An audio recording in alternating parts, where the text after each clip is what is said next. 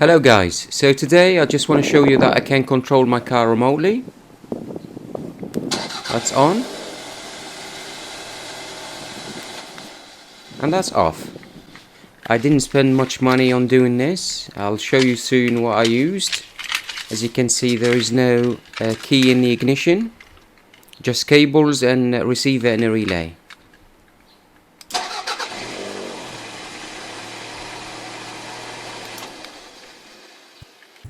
So the idea is quite simple. So you've got the remote control, you press the button, it sends a signal to the receiver speaks to the relay changes the signal from 12 volts to a contact.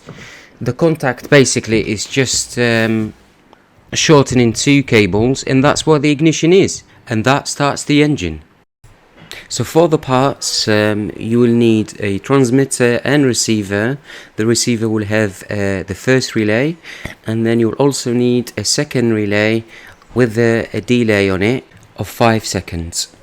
This relay mimics ignition with the key, which doesn't stay on. It only makes the contact and then goes back to normal position for driving.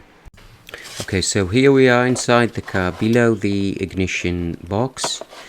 So what I've done is, basically using a multimeter, I started the engine with the key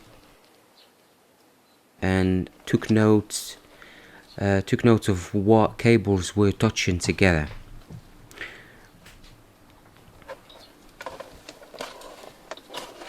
From that, I run some cables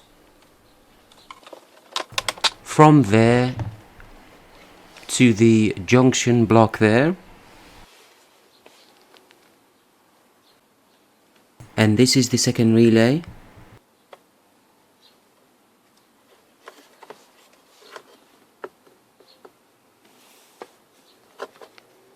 And this is the receiver, which also contains the first relay.